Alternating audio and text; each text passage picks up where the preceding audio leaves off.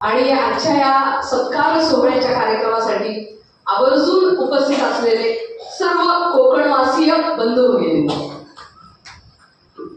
आज या ठिकाणी लोकमान्य टिळक स्मारक वाचन मंदिर व अपरांत संशोधन केंद्र यांच्या वतीनं आज आपण ज्येष्ठ विधिज्ञ ॲडव्होकेट मिलिंद साठे यांच्या सत्कार सोहळ्याचा कार्यक्रम आयोजित केला आणि महाराष्ट्र शासनाने विधी क्षेत्रातील सर्वोच्च पदावर महाराष्ट्राचे महाअधिवक्ता म्हणून ज्यांची नियुक्ती केली आहे त्यांना या अपरांत भूमीतील हा सन्मान लाभलेले ते पहिले व्यक्ती ठरलेले आहेत. त्यामुळे खूप मोठ्या टाळ्यांचा गजर त्यांच्या या उल्लेखनीय कार्याबद्दल लोटिस्माच्या वतीने त्यांना अपरांत रत्न हा पुरस्कार देण्यात आला आणि ही खरोखरच सर्व कोकणवासियांच्या वतीने खूपच अभिमानाची बाब आहे आणि एक आनंदाचा क्षण आहे, खूप भाग्याचा क्षण आहे. श्री भगवान परशुरामाच्या पराक्रमाने पावन झालेल्या या अपरांत भूमीतील सुपुत्र श्री मिलिंद साठेजी यांनी जिद्द, चिकाटी, कायद्याचा गाढा व्यासंग, संस्कार आणि कौशल्यपूर्ण ज्ञान या गुणांच्या आधारे आज हे दैदिप्यमान यश संपादन केलं आहे. ही खरोखरच खूप उल्लेखनीय बाब आहे. आज या ठिकाणी मला आवर्जून सांगावंसं वाटतं की मी चिपळूण येथे गेल्या 3.5 वर्ष जिल्हा न्यायाधीश म्हणून काम करत आहे. परंतु या कालावधीमध्ये मला अनेक कोकणरत्न भेटली आणि अनेक कोकणरत्नांना भेटण्याचा योग आला आणि त्यावेळेस खरोखरच ही कोकणरत्न या अपरांत भूमीला साजेशी अशी अद्वितीय आहेत याचा काही दिवसातच मला प्रत्यय दिला. अवांतर वाचन करीत असताना नुकतंच मला डॉक्टर प्रशांत पटवर्धन यांनी त्यांच्या अतिशय सुरेख शब्दात लिहिलेले नवनिर्मितीचे ऋषी परशुराम हे पुस्तक वाचनामध्ये आले. भगवान श्री परशुरामाच्या पराक्रमाचं आणि अष्टपैलू व्यक्तिमत्वाचं सुरेख वर्णन कथा स्वरूपामध्ये या पुस्तकामध्ये अतिशय सोप्या भाषेमध्ये लिहिलेलं आहे. भगवान परशुराम हे ज्ञान आणि शौर्य यांचं संगम लाभलेले द्योतक होते.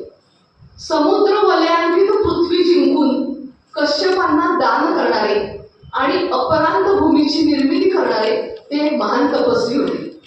जनशक्ती आणि मनशक्ती एकवटून भगवान परशुरामाने अपरांत म्हणजेच या कोकणासारख्या एका दिव्य भूभागाची निर्मिती केली आणि ललामभूत ठरेल अशा नवीन समाजाची मुहूर्तमेढ रोवली.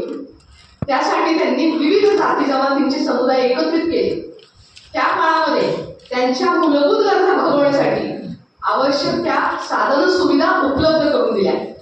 प्रत्येक समुदायाने आपले संस्कार, आपलं कर्तृत्व आणि परिश्रमाने ही कोकण भूमी समृद्ध केली. आध्यात्मिक अधिष्ठानासाठी त्या काळी अगस्ती, बोधायन, सत्याषाढ, भास्कर यासारख्या ऋषीमुनींना पाचारण करून ही भूमी त्यांच्या तपश्चर्येने अधिकाधिक पवित्र करून घेतली. खरंच सामाजिक आणि धार्मिक संरचना करून आदर्शवत असे शिस्तबद्ध आणि सूत्रबद्ध ग्रामव्यवस्थापन त्या काळी विकसनशील वसाहती निर्माण करून श्री भगवान परशुरामांनी केलं. म्हणजे किती पवित्र भूमी आहे आणि किती शिस्तबद्ध भूमी आहे अशा या भगवान परशुरामाची ही पवित्र भूमी आणि या पवित्र कोकण भूमीतील एक सुपुत्र महाराष्ट्र राज्याच्या सर्वोच्च कायदा अधिकारी बनतो ही खरंच उल्लेखनीय बाब आहे आणि त्यांनी खरंच फार मोठं दैदिप्यमान यश संपादन केलं आहे. आता हा महाअधिवक्ता पद, जसं आता साहेबांनी सांगितलं की बाबा महाअधिवक्ता पद म्हटल्यानंतर लोकांना, सर्वसामान्य लोकांना लवकर ते लक्षामध्ये येत नाही. तर त्यावेळेस त्यांनी थोडक्यामध्ये अतिशय चांगल्या पद्धतीने सांगितलं. तर आपण एक थोडंसं कायदेशीर दृष्टिकोनातून पाहिलं तर असं लक्षामध्ये येतं की राज्य कार्यकारिणीमध्ये अंतर्भूत असलेल्या काही महत्वाच्या पदामध्ये राज्यपाल, मुख्यमंत्री, मंत्री परिषद आणि राज्याचा महाधिवक्ता यांचा समावेश होतो. भारतीय राज्यघटनेच्या आर्टिकल 165 नुसार राज्यामध्ये सर्वोच्च कायदा अधिकारी असलेल्या राज्यांसाठी महाअधिवक्ता कार्यालयाची तरतूद आहे. महाअधिवक्ता पदासाठी निवड झालेली व्यक्ती ही उच्च न्यायालयाचा न्यायाधीश म्हणून नियुक्त होण्यासाठी पात्र व्यक्ती किंवा उच्च न्यायालयामध्ये 10 वर्षापेक्षा अधिक कालावधीत वकिली केलेली ज्येष्ठ वकिली व्यवसाय केलेली व्यक्ती ही अधिवक्ता या पदासाठी पात्र असते. महाअधिवक्ता पद जसं आत्ताच कोरोळेकर साहेबांनी सांगितलं की 200-250 वर्षाची परंपरा या पदाला लाभलेली आहे. आणि आपण जर पाहिलं, जर थोडी पार्श्वभूमी विचारात घेतली ह्या महाअधिवक्ता पदाची, तर आपल्या असं लक्षामध्ये येतं की महाअधिवक्ता पद हे ब्रिटिश कालावधीपासून असून सर्वात प्रथम 1807 ते 1810 पर्यंत पहिले महाअधिवक्ता S.N. थिपलंड यांनी काम पाहिलं. आणि त्याच्यानंतर आजतागायत 59 महाअधिवक्ता पद आपल्या महाराष्ट्रामध्ये झाली. आणि आपले कोकणचे सुपुत्र मिलिंद साठे साहेब हे 60वे महाअधिवक्ता पद भूषवत आहेत.